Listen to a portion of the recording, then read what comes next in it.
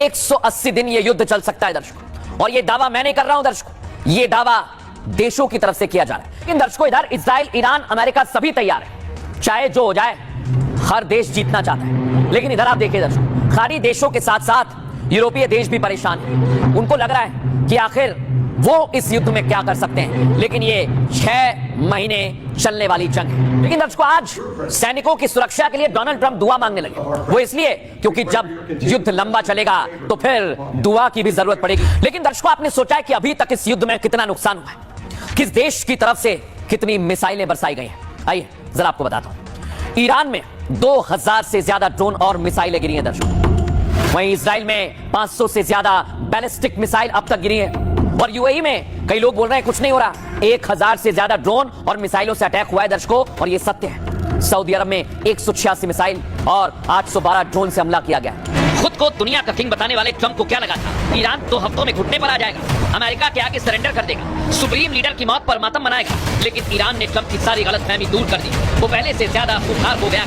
एक साथ 13 देशों पर अकेले बम बरसा रहा है, जहां जहां अमेरिकी बेस है सबको निशाना बना रहा है, और बता रहा है ये युद्ध 1 या 2 हफ्ते नहीं 6 महीने तक चले तब भी वो पीछे नहीं हटेगा। कि आखिर ये जंग 6 महीने क्यों चलेगी? मिडिल ईस्ट में युद्ध की शुरुआत चाहे जिसने भी की हो दर्शकों, इस महायुद्ध को अंजाम तक ईरान ही ले जाने वाला है, ये आप जान लीजिए। ईरान ने अभी से 6 महीने तक जंग की तैयारी कर रखी है, इसलिए ईरान अभी पुरानी मिसाइलों का इस्तेमाल कर रहा है।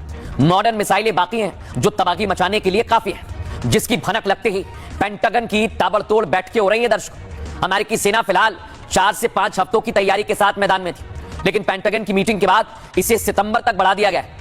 यानी मार्च की शुरुआत से सितंबर तक करीब 180 से 200 दिन होते हैं। इसे समझने के लिए उस रिपोर्ट को भी समझना होगा आपको दर्शकों, जिसमें अमेरिकी सेंट्रल कमांड ने इंटेलिजेंस अधिकारियों की संख्या बढ़ाई है, ताकि कम से कम 100 से 180 दिनों तक ऑपरेशन चल सके। इसके पीछे की बड़ी वजह पता है आपको क्या है?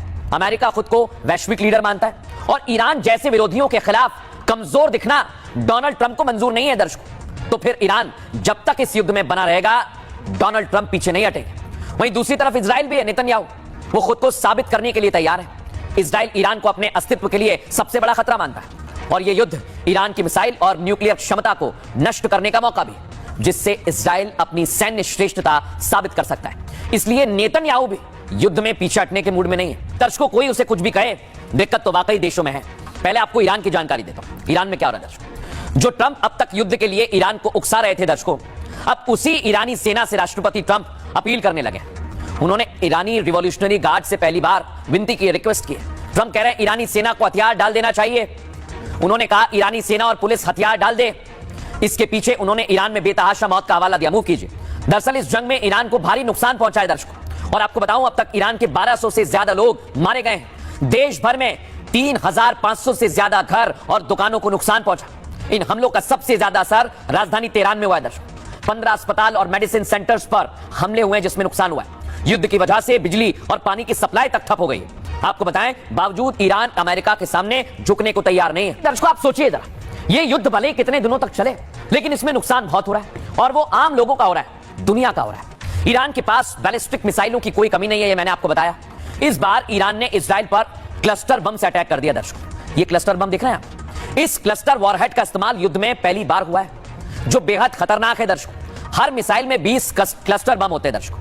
एक आम बम 50 से 100 मीटर के दायरे में नुकसान पहुंचाता है, जबकि जो एक क्लस्टर बम मैं आपको दिखा रहा हूं, यह विस्फोटक से बड़े इलाके को तबाह करता है। क्लस्टर बम काफी अलग तरह का होता है। ये एक ही धमाके में पूरी तरह से नहीं फटता है दर्शकों। हिट होने के बाद इसका मेन कंटेनर हवा में खुल जाता है। देख रहे हैं आप, छोटे छोटे ये बम हैं, इस तरह से फैल जाते हैं। कंटेनर को करियर या फिर डिस्पेंसरी भी कहा जाता है। आपको जानकारी दें, खुलने के बाद ये दर्जनों या फिर सैकड़ों छोटे छोटे एक्सप्लोजिव छोड़ देता है। खुलने के बाद जैसे ही एक्सप्लोजिव जाते हैं, जमीन पर पड़ते ही एक बड़े एरिया में फैल जाते हैं। इस डिजाइन की वजह से क्लस्टर बम कई टारगेट को हिट करता है।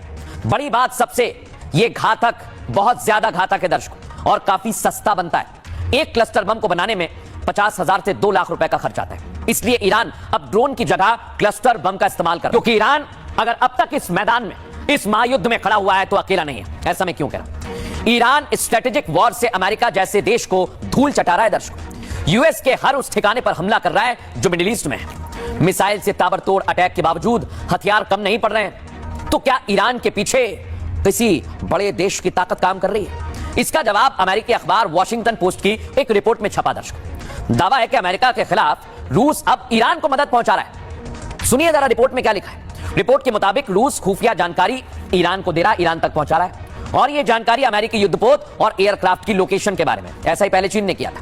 यह पहली बार है दर्शकों जब रूस युद्ध में अप्रत्यक्ष रूप से शामिल हो रहा है, और यह रिपोर्ट ऐसे वक्त में आई है, ऐसे समय पर आई है जब अमेरिका ने ईरान पर घातक हमले किए हैं और ईरान की तरफ से मिडिल ईस्ट में जवाबी हमले भी किए जा रहे हैं। अब माना यह जा रहा है कि रूस की मदद से ही ईरान सटीक हमले कर रहा है, जिसके बाद अमेरिकी राष्ट्रपति की चिंता काफी बढ़ने लगी है और 6 महीने तक युद्ध चलने की आशंका भी पुख्ता हो गई है, क्योंकि अगर दो बड़े देश साथ हैं तो फिर ईरान रुकने वाला नहीं है। सुनिए जरा एक्सपर्ट क्या कह रहे हैं।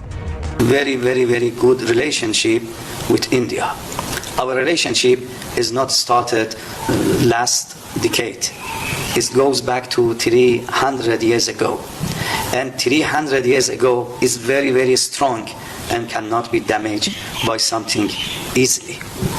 Our relationship is more than the age of majority of the countries which already there. Our relationship was a tight relationship between Iran and India started 3,000